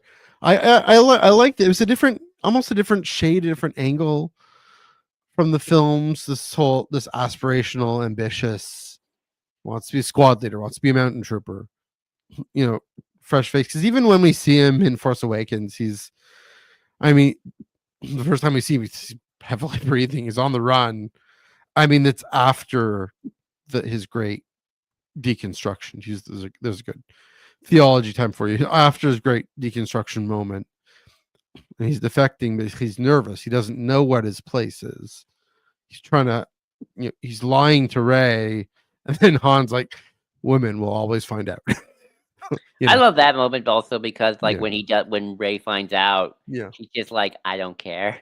I that's a now yeah, that's a great moment from Force Awakens. That's another oh moment yeah, of, like, because like, so often in films you're going a hmm, little tangent, but, like, so often in film where, like, the liar gets revealed, it's like yeah, this whole drama. It's like, "Oh, you lied to me? I'm gonna run away," and then we're gonna be mad for, like, 30 minutes, and then we're gonna make yeah. up, where it's like I like how in the film it's like, "I don't care. You're my friend." You're here Like now, yeah. yeah. So I that's a great moment. I mean, a moment of genuine friendship as opposed to this sort of enforced loyalty Mhm. in the First Order. That's again brainwashed. So, but yeah, I mean, it be interesting.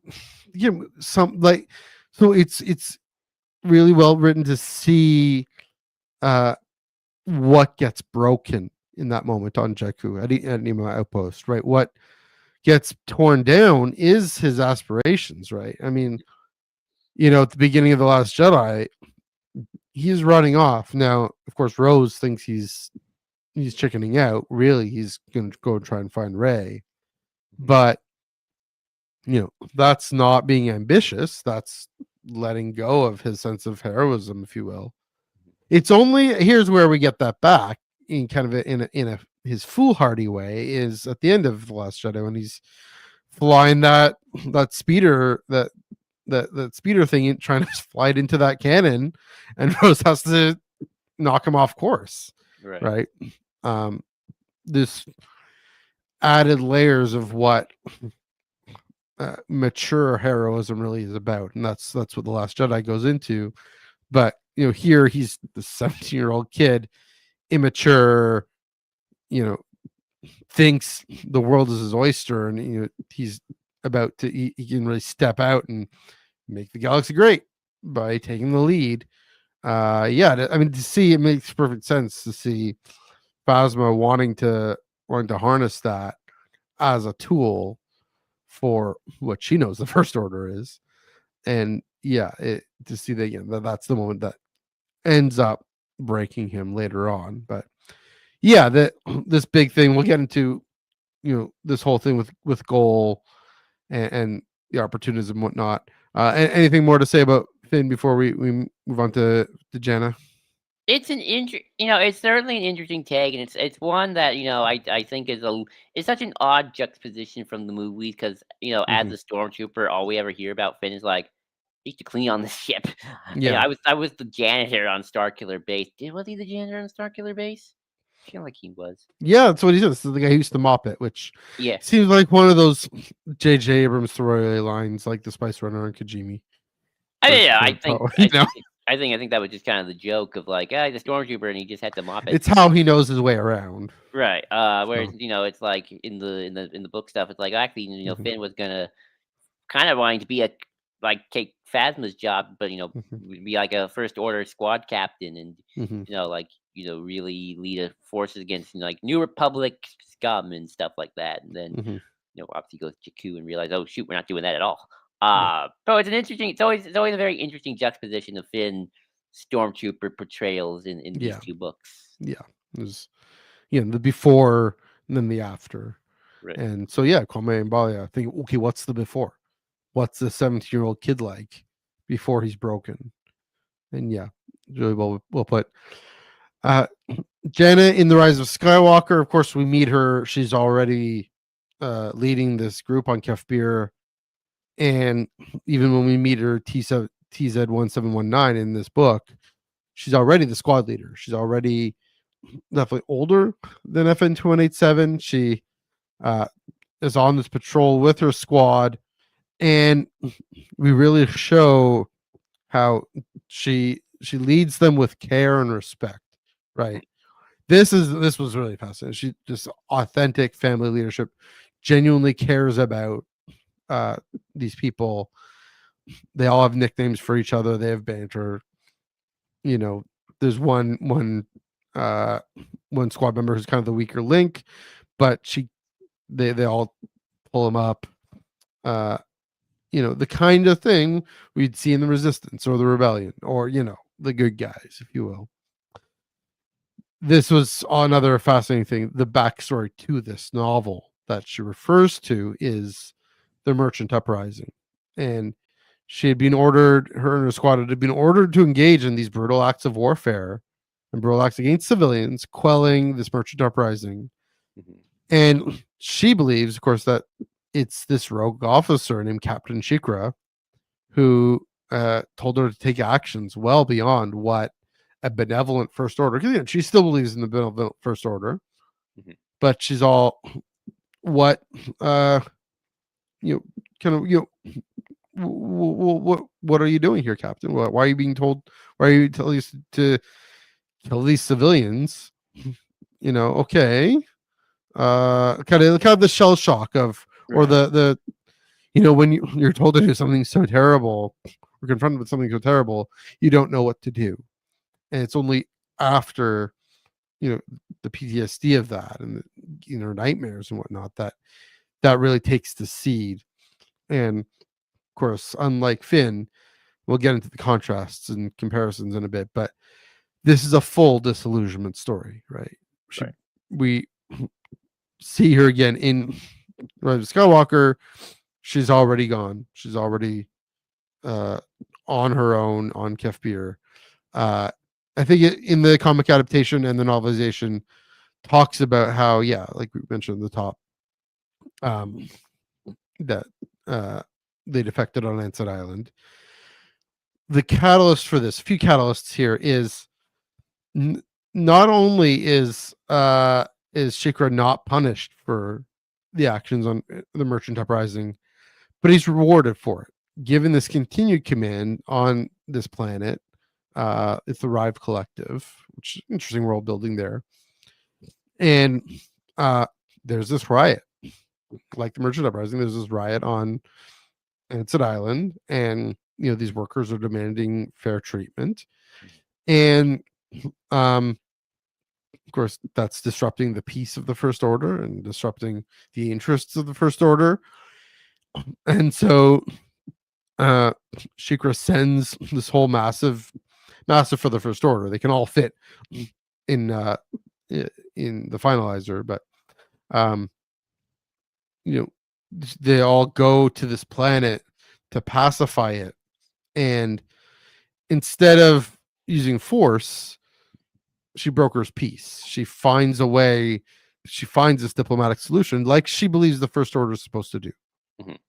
And she finds the kind of the scion of this family, and who's sympathetic to the protesters, and says, "Okay, have this sort of mediation, contemporary German style mediation between capital and labor, between the elites and the workers, and they want peace, but." Captain Shikra and even Lieutenant Shroud and the others, the sergeant who gets demoted to private, starts attacking the protesters and starts repeating the same horrors as on the Merchant Uprising, and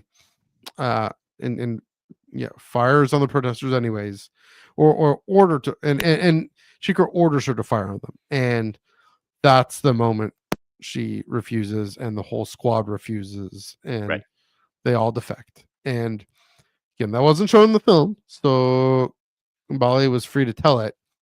And yeah, it's really, I mean, that's the thing with Jannah.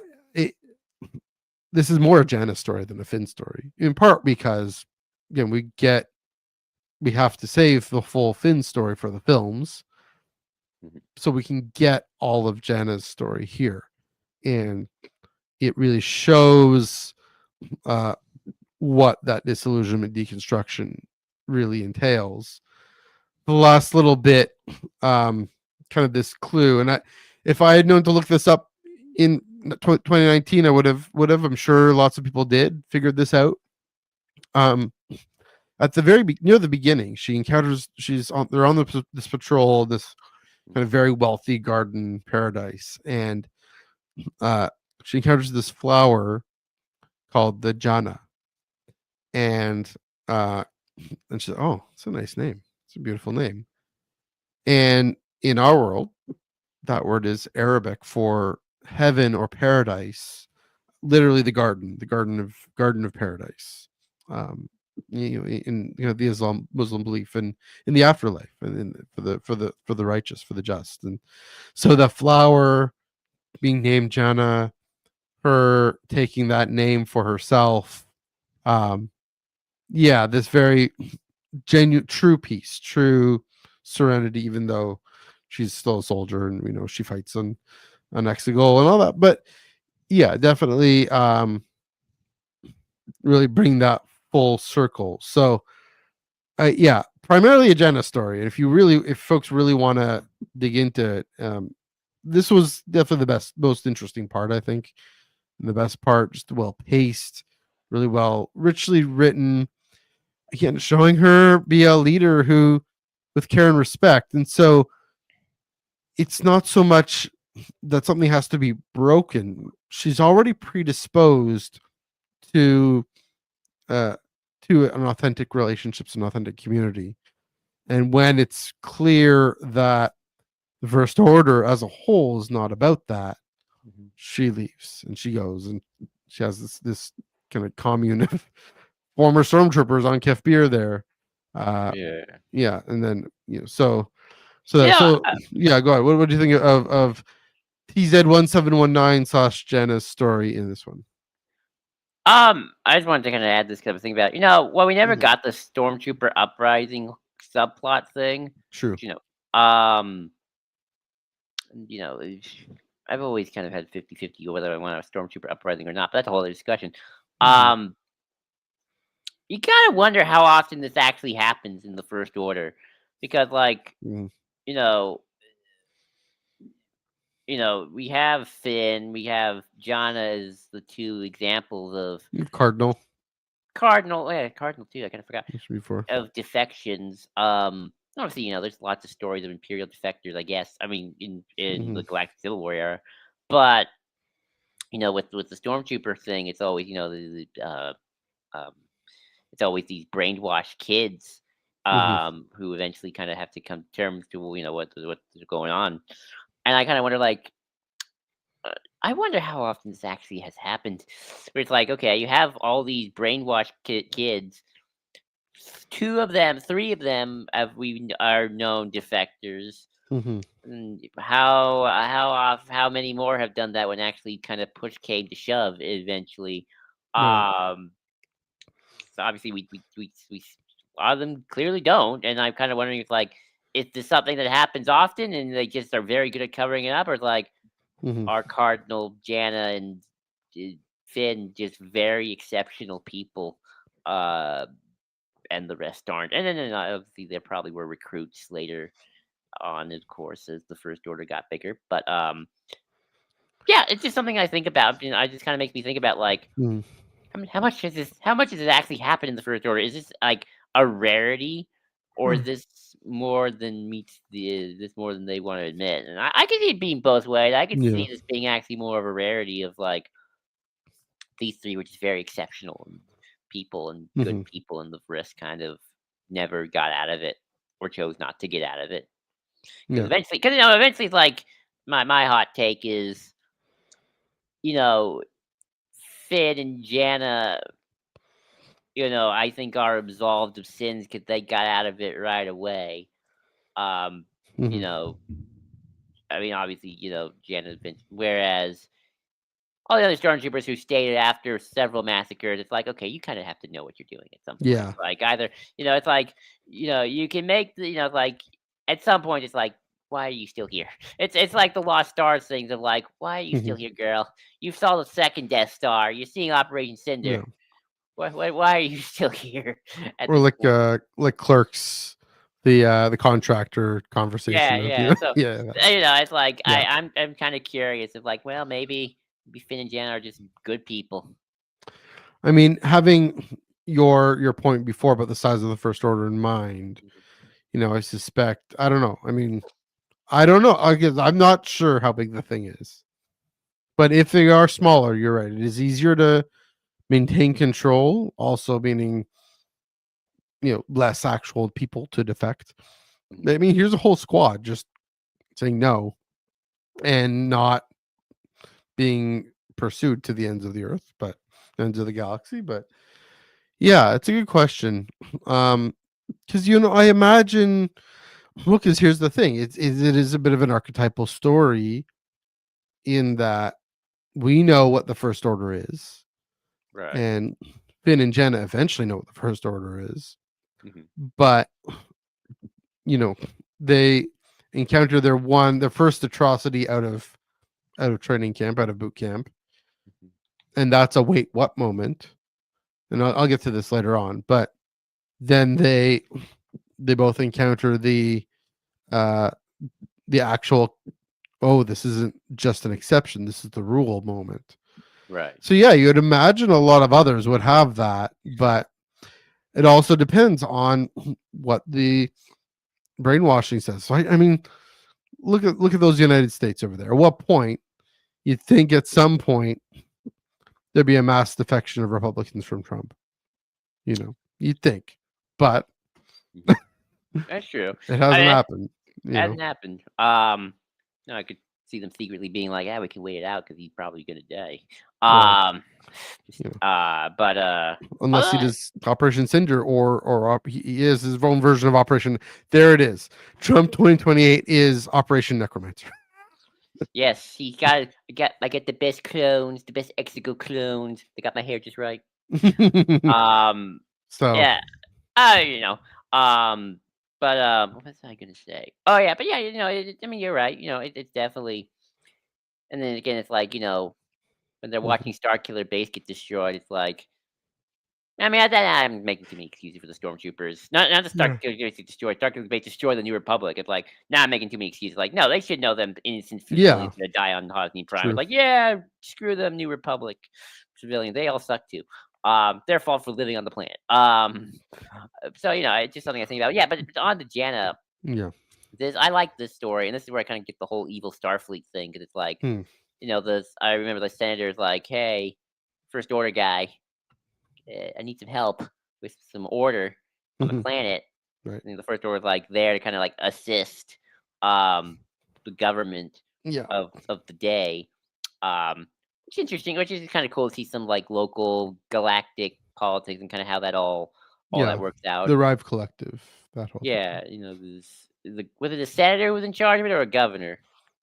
Some person who calls the First Order for Right. help. Yeah, I forget. But Um. yeah, I mean, even with the kind of showing how uh, TZ1719, see my notes here, is is free to lead her squad however she wants with that kind of benevolence. One of them gets captured by these pirates, or two of them get captured by these pirates, and they go and rescue them, and they don't leave them behind, and that does get picked up later in the book. But um, yeah, it showing. So my point being, kind of showing that smaller scale makes us feel better about the First Order as well. That underlines this whole evil Starfleet thing, I think. Or I Um, guess the Dominion, which gets like I mean, I guess the Dominion is evil Starfleet, right?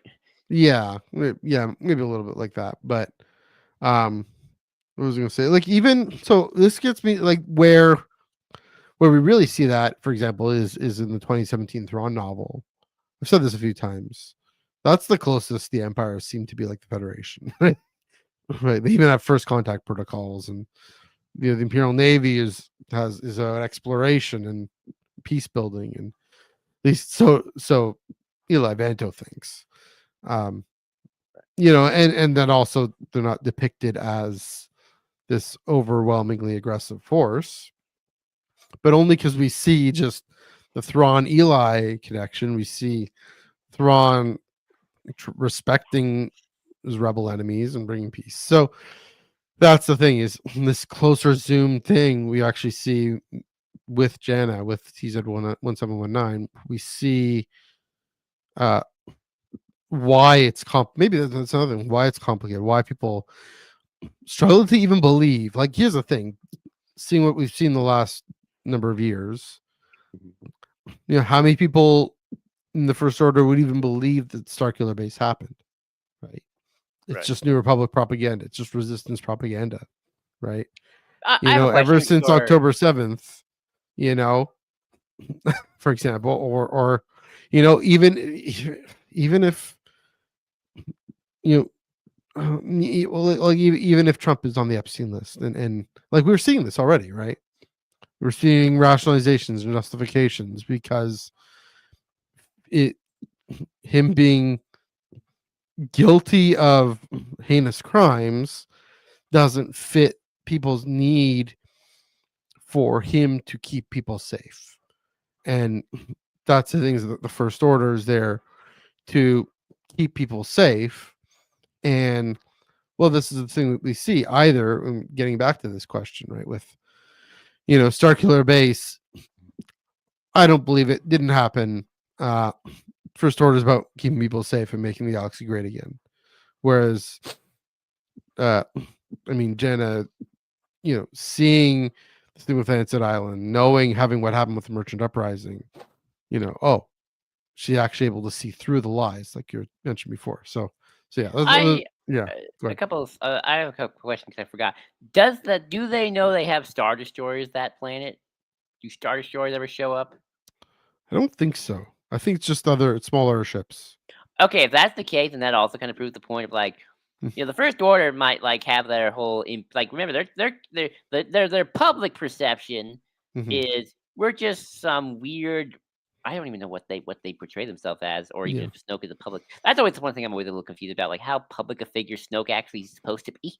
Mhm. 'Cause people know about Snoke, but I'm not quite sure if like he's like Mhm. Snoke giving interviews on, Yeah. HNN, HoloNet News, No. Supreme Leader Snoke. Like, but like the First Order is like supposed to be like we're just this group of people who want to help the galaxy. Like we don't have much, but yeah, sometimes we dress as stormtroopers. But we like that. That's kind of Mhm. our. We thought the Empire was doing good, and then but we're not that scary. And then Mhm. obviously we know that they have a giant mega star destroyer in the Supremacy, a Starkiller base, and a whole fleet of star Yeah. destroyers. They're not big, but they're definitely packing some heat. Yeah. Um, so I think it's interesting if you're right and there are no star destroyers show up. It's like they're still not ready to publicly show like, oh no, we Sure. can cause some real damage. We're just not going to show you that yet. Sure. Um, The PR. I mean, there's a reason the Empire wanted to keep the Death Star secret, it's true. both because it But was vulnerable, but also because that might have been what. I mean, there's a reason Mon Mothma and Bail Organa wanted to take it to the Senate because they may have been able to do something about that. You never know. So similar kind of thing. I think maybe to really round out this conversation, we can go into comparisons and contrasts between Finn and Jannah's stories, between TZ1719 FN2187, especially how they end, how they how those where they end up in the before plot line. Along with the Resistance, thanks for the super chat, Mr. John Van Lennon. Yes, amen. Uh, yeah, we're talking about that along with the Resistance, talking about how a genuine community, genuine heroism, um, and not well, probably it'd be interesting to have a little bit of opportunism, but that gets dealt with. Um, yeah. So yeah, long live the Resistance. Thank you so much for that contribution. So yeah, let's look at the comparisons and contrasts here. Especially before where they land up in the kind of the before stories, which is the main story here. So yeah, as we mentioned, they both, and some of this is a bit of a rehash, but um, they both received that standard stormtrooper training and brainwashing. mhm. Major Goal is involved in both of their stories, and this one was kind of odd with that framing device. Uh, why Jannah has such a reaction to Major Goal, because Finn is more directly right. He and 55 were Goal's personal guard, as I mentioned. Right. Jannah was being observed by Shroud. Shroud is there trying to figure some things out for Goal. Of course, Goal is the voice of the mantras, so maybe that's where Jannah has uh, her connection there. As I mentioned, Jannah's full arc. Jannah has a full arc. Right. Whereas versus Finn has a partial arc. And I talked about the out of universe reasons. Um, the hint getting more explicitly hinting at these in universe reasons, but I think those are actually more important story reasons. And real credit to Kwame Mbalia for fleshing this out, for not doing it not just because he has to for the screen, but for really setting up these two connect stories that end up actually are connected when we think about it and when we look at it. Mhm. FN2187, he's still this young, and here's why. Well, here's why. He's still this young cadet. He hasn't seen the galaxy. He hasn't had any missions. He hasn't had to lead any troops, and he has this aspiration to climb the ranks and really be part of the First Order. This is where he is in this story. Right. Whereas TZ1719, she's already leading a squad. She's already, like I said, predisposed because she does so with care and respect. And I think part of this is forged by that care and respect is forged by that deeply wounding experience in the Merchant Uprising, and how we got to take care of each other. We actually are trying to do something better than what we did, maybe trying to make up for it in her kind of moral psyche evaluation there. And the thing with Jannah here, and I can call her Jannah here, that it's that PTSD itself. I Mm. think it's that lingering stress that again predisposes her uh, to see the experiences on the Merchant Uprising not just as an exception, but realizing it's the norm. Mhm. That she's in that headspace already. I mean, I think there's even a moment she's in that structure and she's kind of zoned out. She's having a flashback, and then just shortly after, like kind of broke trying dealing with the peace, dealing with the elites in that structure where the protesters are outside. And then shortly after, she gets Captain Shikra is attacking the protesters. Right, it's putting two and two together. Right, it's the same person who caused the problem. If it's happening a second time, this is what the First Order is. And she's able to capture that and see that. So here's the way I put it: is Major Goal, his mission with Finn's mission, or his mission is to Finn, and that kind of opportunism skimming off the side is to Finn what the Merchant Uprising was to Jannah, that first little crack.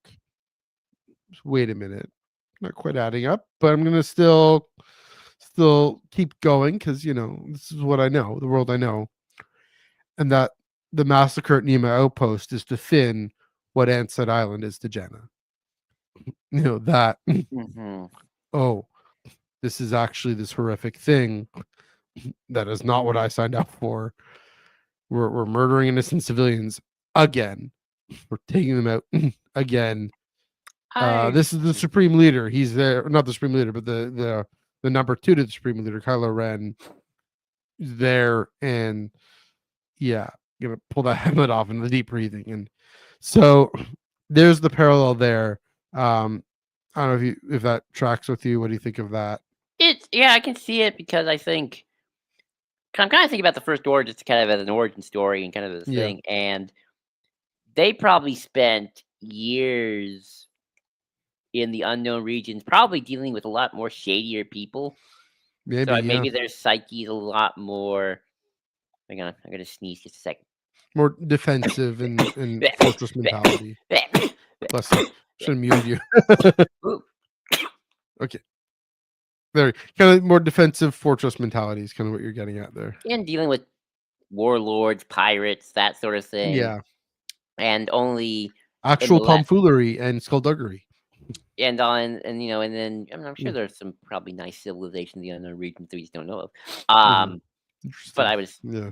but and then in the last 7 years before Force Awakens, we know that they have to um go back to the main galaxy with the centrist worlds that Mhm. all should sign up, and probably deal with a lot more. I don't want to say civilized society, a little harsh, but definitely probably dealing with a lot more kind of Well, with the New tamer, Republic and what Mothma was trying to do, and Leia, yeah, a lot more you know.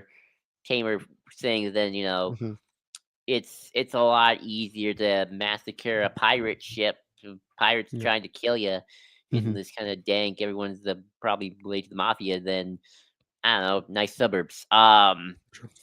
So and then the Yeah. trial, kind of a lot of stormtroopers are having their trial by fire moment. And clearly a Yeah. lot of them still stick around, and maybe even some even join up because they like that. Um, Mhm. where like we know this the First Order except recruit with Tam with from Resistance, Yeah. and that one guy who's voiced by Elijah Wood, Okay. who's Interesting. totally That's good. That guy. Yeah. Remember that. Yeah. we gotta rewatch Resistance. That show's good. Goes It with was a this good stuff show. too. Yeah. Um, and then so Yeah. yeah. So when Finn and Jan are gonna deal with this sort of stuff, it's like, oh, they're gonna finally have the reaction of like, oh wow, I didn't know we were capable of this. Yeah. Because these aren't the ruffian. These aren't the silly word, but these aren't the nefarious folks. These are just workers trying to get a fair shake. These Right. are the folks that maybe the pirates were repressing. We were taking them out. And also speaking of lost stars, I mean, it's kind of like Sienna's childhood. I mean, that's why she becomes a true believer in the Empire, is because the Empire comes in, Tarkin gives her a leg up, gives her family a leg up. So yeah, I can see that. Again, we don't have a story about that, but reinforcing the brainwashing and why, either you can see the difference, see that the rules here, that this situation with these protesters is um, requires a different kind of moral calculus of peace brokering peace that the First Order isn't taking, or you see, oh yeah, just another set of troublemakers that we have to take care of. Yeah, it's I mean, it's surprising, Joe, this conversation, that how much real world parallels here, and I wonder if Kwame Mbalia was getting there. I mean, look at his first freaking his dedication. Yeah. Oh yeah. True. Let me see. Uh, I forget. What does it say? Let's find this out. Oh yeah, that's true. To all the troopers out there, it's never too late to join the resistance. That's right. You're right. So, yeah, definitely speaking to political realities in our day and how to break through brainwashing. Um, yeah, uh, definitely giving us a lot. I don't know if you have any further thoughts. I do think we kind of get all the way through, but anything to add, especially about, again, Jenna's full arc and the needing both moments, I think, to really confirm that, oh, wait a minute. No, Yeah. I will say I was thinking about this, and I don't know how you do it. I feel like it would just either change the book or Mhm. there's no place for it. I almost wish there was like a third guy or Mm. gal, stormtrooper, who like also had to deal with like a massacre or Yeah. something like that, Mhm. but totally bought into. I mean, Lost Stars actually does this, where it has a Yeah, character the with like where they the see the Algorinian Alderaan, guy, right? yeah, and like he totally buys into it and becomes even Mhm. more fanatical. Yeah. Um, which is a great example of like, okay, someone can't see it right in their eyes, and then it's like, oh, Mhm. they're actually like even worse now. So Mhm. I just feel like it would have been interesting to see like this third stormtrooper who kind of like Yeah. then went all in, but that changes the story too much. But no, I got nothing. I think that Janice's story was very fun. Yeah. I mean, it kind of bringing this back to Lieutenant Shroud here. I think maybe she's done a little bit. Again, there's this sort of family connection.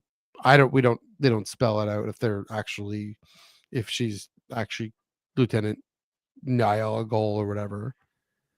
Um, but yeah, they're definitely driven by revenge, but also, is she a real believer in the First Order? There are going to be real true believers out there still. That's another interesting thought. Um, Maybe we can get back to it, because probably should have saved this for the end. But I mean, you have Coy. He's able to step up and put himself in danger a little bit, even though he's with Finn and kind of working his way through. Yeah, Lieutenant Shroud, Nyla. I forget her first name, her real first name, but what do you think about where this book ultimately leaves us in terms of, I mean, this questions of those who are still holding on to the myth, to the lie, Mhm. and those who are trying to forge something new, like Koi, like the remains of the resistance, even though there's nothing to resist anymore. The First Order is done. So is the Final Order, but these remnants of the First Order. I mean, I think there's always going to be something like that. Yeah. I just don't think you can ever truly get rid of it. It just Hmm. depends on how organized it gets, or just like, Yeah. or it can probably take on a new form, right? Like Yeah. whether or not they're gonna. I mean, you're not gonna hope they don't do Storm Empire 3.0 again, for a Yeah. whole other reasons. But I do think when we Hmm. get to the post X to a more definitive exegol Hmm. storyline, I'm sure there'll be some new form of fascism to fight, even if it's not an empire again. Yeah. Whether it be remnants or just, you know, ex stormtroopers who are found a new boss to take Yeah. orders There. from, or Hmm. there will be dark siders, maybe not Sith, but just dark siders, because Hmm. everyone, if the force is very open, it's not like they're all going to be like, let's be Jedi, let's use our force powers for evil or greed. Mhm. And I think it's just something you're gonna have to just always deal with forever. Yeah. Again, I hope it's not just like like Force Awakens a little too much like Empire 2.0. Yeah. Um, or even I don't even want it to be the Imperial Remnant in terms of like the Mandoverse 3 did that. I'm Yeah. sure there'll be like some new organization that's fascist clearly or authoritarian, and we got to deal with them and dark side and stuff like that. So it's always going to be around, even if it's like a a new name, a Mhm. new evil. But Yes. still, at the end of the day, same old shucks. It's called the Commerce Guild, the Trade Federation. I'm Yeah. telling you. Heard it here first. Yeah, I don't know. Yeah, yeah. Lieutenant Trot make it's an interesting prospect of there still being a first order remnant that they'll have to deal with. Who knows? I don't. We don't quite know. I don't. Do we know what the villain in Starfighter is going to be? Nope. We have Yeah, no idea. I mean, they could be a whole new organization for all we yeah. know. And I'm we know kind of Starfighter probably isn't going to have that much to do with the Skywalker saga. So, right, not that this book has anything to do with Starfighter. That's another thing to say. But right. yeah, just thinking ahead. So, uh, all I gotta say for fans of the sequel trilogy, like we said in the description, this book is a must read.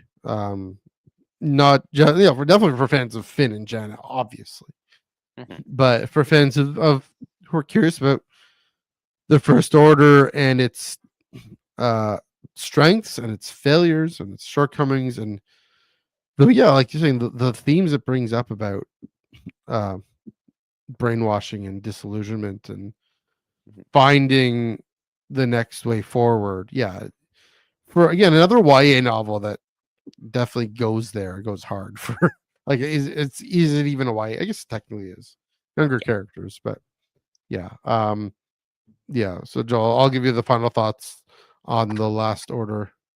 Yeah, it's a pretty decent young 8 YA novel, Hmm. especially if you're looking to learn more Hmm. kind of on the ground, what life as a stormtrooper in the first order, and kind of like what the day to day average soldier kind of had to deal with for all that time in the regime and whatnot. And if you're kind of looking for that, definitely check it out.